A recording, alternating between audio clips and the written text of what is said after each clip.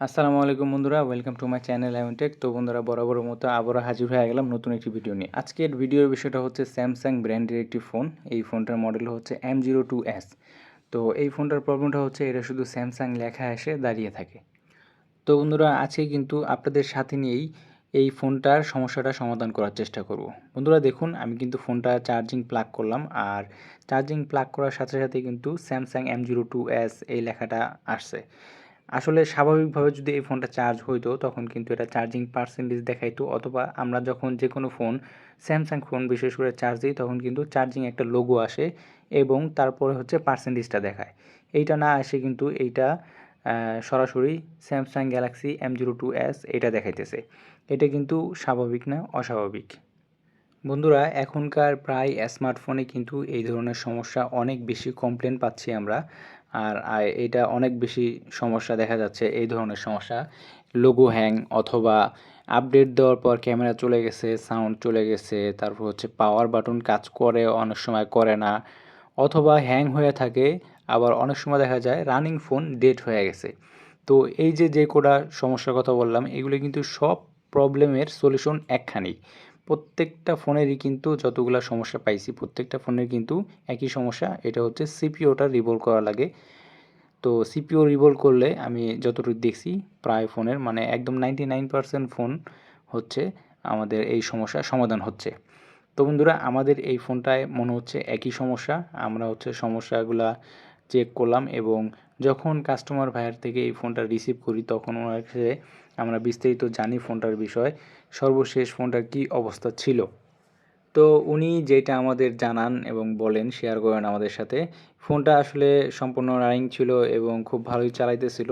যে কোনো কারণে উনি ফোনটা অফ করেন, এবং অফ করার পরে ওনার অফ করে কাজ শেষ হয়ে যাওয়ার পর উনি ফোনটা ওপেন করার চেষ্টা করেন। তখন আর উনি ফোনটা ওপেন করতে পারেন নাই। এরপরেই হচ্ছে এরকম স্যামসাং লেখা এসে দাঁড়িয়ে থাকে, স্যামসাং গ্যালাক্সি M02S এই লেখাটা এসে দাঁড়িয়ে থাকে। কিছুক্ষণ দাঁড়িয়ে থেকে দেখা গেলো 15-20 সেকেন্ড এটা হ্যাং হয়ে থাকে, পরে রিস্টার্ট নিয়ে আবারও এরকম স্যামসাং গ্যালাক্সি M02S লেখা এসে দাঁড়িয়ে থাকে। তো বন্ধুরা, এই সমস্যাটা আজকে আপনাদের সাথে ভিডিওর মাধ্যমে শেয়ার করে এবং আপনাদের সাথে নিয়ে সলিউশন করার চেষ্টা করব। তো দেখলেন আমি হচ্ছে আমাদের মাদারবোর্ডের সিপিওর উপরে যে একটা টিনের প্যানেল ছিল এটা কেটে নিলাম, কারণ আমরা হচ্ছে সিপিওটা মাদারবোর্ড থেকে আলাদা করে এটা রিবোল্ড করব এবং আবার রিইনস্টল করে দিব। তো এই কাজগুলা আসলে খুবই সেন্সিটিভ, অনেক ঝামেলার কাজ। বিশেষ করে যারা টেকনিশিয়ান ভাই আছেন তাদের উদ্দেশ্য বলতে চাই, আমি আসলে এই সিপিওর কাজ বেশি দিন যাবৎ করি না, মোটামুটি 3-4 মাস যাবৎ সিপিওর কাজগুলো করতেছি। আলহামদুলিল্লাহ যে কটা কাজ করছি বেশিরভাগই সাকসেস হয়েছি। তো এই কাজগুলো করার সময় অবশ্যই আপনারা ভালো একটা হটগান ইউজ করার চেষ্টা করবেন। আমি আসলে যে হটগানটা ইউজ করতেছি এটা একটা পুরান হটগান, কিন্তু এই হটগান দিয়ে কাজ করতে করতে আমার অভ্যাস হয়ে গেছে। আমি মোটামুটি একটা মেজারমেন্ট হয়ে গেছে কোন আইসিতে কতটুকু হিট দিলে এই আইসিগুলো উঠবে অথবা মাদারবোর্ডে কোনো ক্ষতি হবে না। তো আপনাদের সাজেশন দিব, অবশ্যই আপনারা ভালো একটা হটগান ইউজ করবেন। বন্ধুরা দেখুন, আমি কিন্তু সিপিওটা মাদারবোর্ড থেকে তুলে ফেললাম, আর এই সিপিওটার নিচে কিন্তু কালো পেস্ট আছে। কালো পেস্ট পরিষ্কার করা কিন্তু একটা ঝামেলার কাজ। এটা আসলে আমি যেভাবে পরিষ্কার করি, তো আমি হচ্ছে আমাদের যে আয়রন আছে এই আয়রনটা দিয়ে এবং ভালো একটা পেস্ট দিয়ে এইভাবে আস্তে আস্তে খুব সুন্দর করে পেস্টগুলো সরিয়ে ফেলি, এবং আমাদের যে সিপিউর নিচে ছোট ছোট বল ছিল এগুলো সুন্দর করে সমান করে নিই। তো বন্ধুরা, বলগুলো অবশ্যই খুব সুন্দরভাবে পরিষ্কার করে নিতে হবে। একটা বলও উঁচা নিচা থাকা যাবে না, কারণ আমরা যখন সিপিওটা রিভলভ করে রিইনস্টল করব তখন যদি একটা বল উঁচা নিচা থাকে আমাদের সিপিওটা কিন্তু জায়গা মতো বসবে না, প্লেস মতো বসবে না। তখন কিন্তু আপনার ফোনটা ওপেন নাও হতে পারে, অথবা বিভিন্ন রকম সমস্যা দিতে পারে। এর জন্য অবশ্যই প্রত্যেকটা বল খুব সুন্দরভাবে পরিষ্কার করে নেবেন। এবং দেখতেছেন আমি বলগুলো পরিষ্কার করে নিছি। তারপর হচ্ছে আমি যেই রিভলভ করার পেস্টটা ইউজ করি এই পেস্টটা দিয়ে, মানে রিভলভ যে রাং, এই রাংটা দিয়ে আমাদের প্রত্যেকটা বল মানে খুব সুন্দরভাবে ভালোভাবে পরিষ্কার করে নিতেছি। তো এখানে আসলে রাংটা ধরানোর উদ্দেশ্য হলো এটাই, যখন আমরা সিপিও উঠাই তখন দেখা যায় কিছু কিছু বল কালো হয়ে যায়, ওই বলগুলো কিন্তু রাং ধরতে চায় না। আমরা যখন আমাদের সিপিওটা রিভলভ করে বসাবো তখন যদি এরকম কোনো বল থাকে যেটা একটু কালো হয়ে আছে, ওটাতে কিন্তু কন্ট্যাক্টটা পাবে না আমাদের সিপিওর সাথে। তখন কিন্তু আমাদের ফোনটা অন নাও হতে পারে, অথবা বিভিন্ন সেকশনে কাজ না করতে পারে, যেরকম সাউন্ড, ক্যামেরা, অথবা বিভিন্ন সমস্যা হতে পারে। আসলে সিপিউর থেকে প্রত্যেকটা সেকশনে সিগন্যাল যায়, একটা না একটা সিগন্যাল মিসিং হতে পারে। এর জন্য অবশ্যই এইভাবে খুব সুন্দরভাবে আমাদের মাদারবোর্ডের যে লেগগুলো আছে পরিষ্কার করে নিতে হবে, এবং এরকমভাবে পরিষ্কার করতে হবে আমরা জানি সিপিউটা রিবোল করে বসানোর সাথে সাথে প্রত্যেকটা বল খুব ভালোভাবে মাদারবোর্ডের সাথে কন্ট্যাক্ট পায়। তো বন্ধুরা, আমাদের মাদারবোর্ডটা পরিষ্কার করা শেষ। এখন হচ্ছে আমাদের আইসির পাল্লা। তো আইসিটাও একই নিয়মে একই সিস্টেমে পরিষ্কার করতে হবে। তো দেখলেন আমরা হচ্ছে আইসিটা আমাদের আয়রনের সাহায্যে পরিষ্কার করতেছি, এবং ভালো মানের একটা পেস্ট দিয়ে নিলাম। এখানে আসলে অনেক কালো পেস্ট আছে, আমাদের যে সোল্ডারিং পেস্ট আছে এটা দেওয়ার মাধ্যমে হচ্ছে আমাদের কালো পেস্টগুলো খুব সুন্দরভাবে পরিষ্কার করে নেওয়া যায়। আর এই কাজটাও করার সময় অবশ্যই তাতালির হিটটা অনেক কমায় রাখতে হবে, কারণ আইসিটা ড্যামেজ হয়ে যেতে পারে, এই দিকেও লক্ষ্য রাখতে হবে। তো আইসির কালো পেস্টগুলো পরিষ্কার করে নেওয়ার পর আমাদের যে রিবলিং পেস্ট আছে, মানে রিবলিংয়ের করার জন্য যে আমরা রাংটা ইউজ করি, এই রাংটা দিয়ে আমরা আইসির প্রত্যেকটা বলও খুব সুন্দরভাবে এভাবে বানিয়ে নিব। কারণ এখানেও কিন্তু অনেক কালো কালো বল থাকে যেগুলো আসলে রাং ধরতে চায় না। যখন আমরা এইভাবে স্টেনসিল দিয়ে আমাদের প্রত্যেকটা বল আনার চেষ্টা করি, তখন যদি ওরকম কালো কালো বল থাকে ওখানে কিন্তু বলগুলো আসবে না। এর জন্যই পেস্ট পরিষ্কার করার পর আমি দেখলেন আমি হচ্ছে আমাদের ওই রিবলিংয়ের রাং, যেই রিবলিংয়ের পেস্টটা ইউজ করি, এই পেস্ট দিয়ে কিন্তু আমাদের আইসির প্রত্যেকটা বলও খুব সুন্দরভাবে তরতাজা করে নিছি।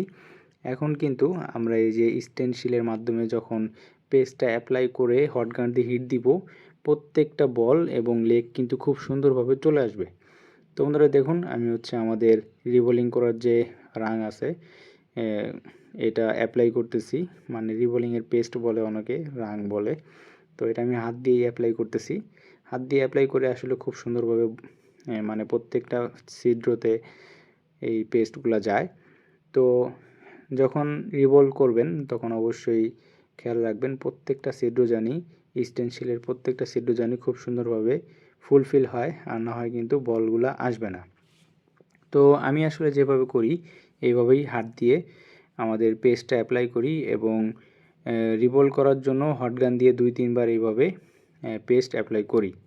কারণ একবার এইভাবে যদি পেস্ট দিয়ে রিবল করা হয় তখন দেখা যায় কিছু কিছু বল ছোট বড় থাকে, আর 2-3 বার যখন করি তখন কিন্তু খুব সুন্দরভাবে বলটা আসে। তো বন্ধুরা দেখুন, আমি হচ্ছে পেস্টটা অ্যাপ্লাই করে হিট দিলাম। হিট দেওয়ার পরে দেখুন কিছু কিছু বল কিন্তু উপরে চলে আসছে। তো মাস্টার স্টেনসিলে এইটাই একটা সমস্যা। আমার কাছে যেহেতু মডেল ওয়াইজ স্টেনসিলটা নাই, এর জন্য এই কষ্টটা করা লাগতেছে। এখন হচ্ছে আমরা একটা ব্লেডের সাহায্যে বাড়তি বলগুলা কেটে ফেলে দিব, এবং পরে আবার হটগান দিয়ে হিট দিব। হিট দিলে আবার সুন্দরভাবে বলগুলো আসবে। পরে হচ্ছে আবার একটু পেস্ট অ্যাপ্লাই করব, কারণ এটা করার কারণ হচ্ছে কিছু কিছু বল ছোট বড় থাকে। 2-3 বার এইভাবে পেস্ট অ্যাপ্লাই করে হটগান দিয়ে হিট দিলে তখন কিন্তু বলগুলো খুব সুন্দর হবে, একদম এক সমানে বলগুলো আসে।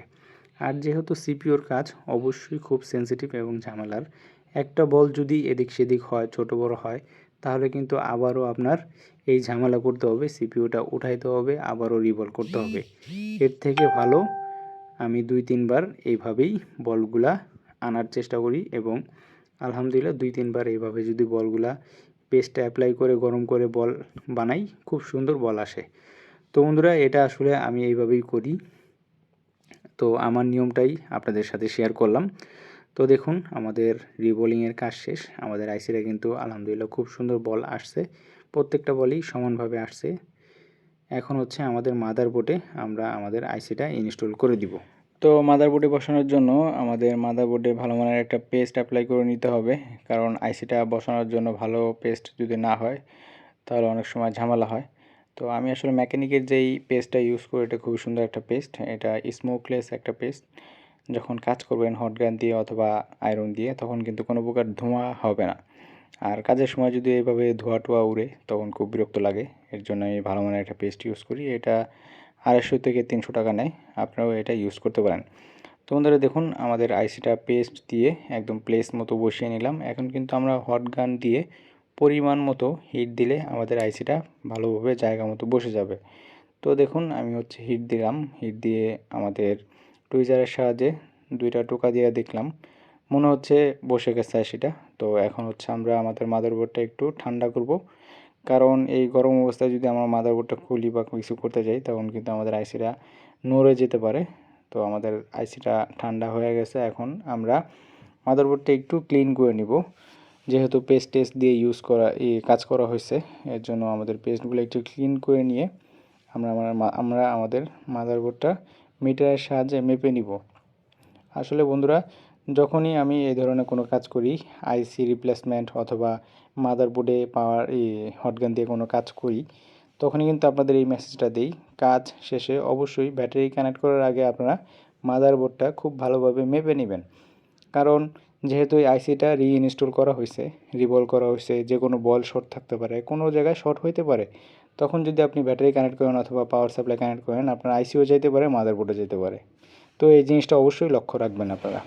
আলহামদুলিল্লাহ বন্ধুরা, দেখুন আমাদের কিন্তু চার্জিং লোগোটা চলে আসছে। আগে কিন্তু চার্জিং লোগো আসতো না, আমরা যখন চার্জে দিতাম তখন ব্যাটারির কানেকশন আসতো। দেখুন এখন কিন্তু পার্সেন্টেজও দেখাইতেছে। আশা করি কাজটা হয়েছে। এখন হচ্ছে আমরা এটা ওপেন করবো, ওপেন করে দেখবো কী অবস্থা।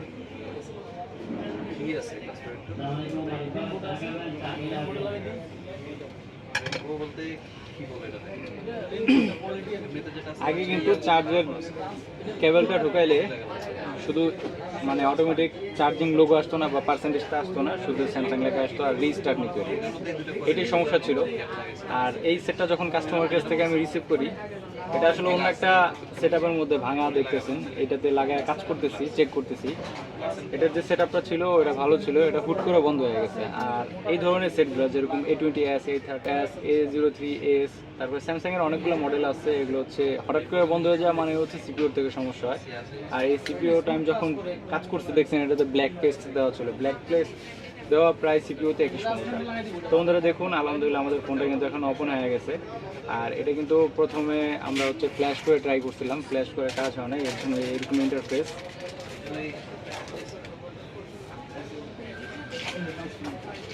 যেহেতু আমাদের ফোনটা ওপেন হয়েছে, আলহামদুলিল্লাহ আশা করি আমাদের কাজটা সম্পূর্ণ হয়েছে এবং সব কিছু ঠিকঠাক থাকবে। তো বন্ধুরা, ভিডিওটা যদি ভালো লাগে অবশ্যই আমার চ্যানেলটা সাবস্ক্রাইব করবেন আর বেল আইকনটা ক্লিক করে রাখবেন, তাহলে এই ধরনের নিত্য নতুন ভিডিও সবার আগে আপনাদের কাছে পৌঁছে যাবে। তো সবাই ভালো থাকবেন, সুস্থ থাকবেন, আমাদের সাথে থাকবেন। আল্লাহ হাফেজ।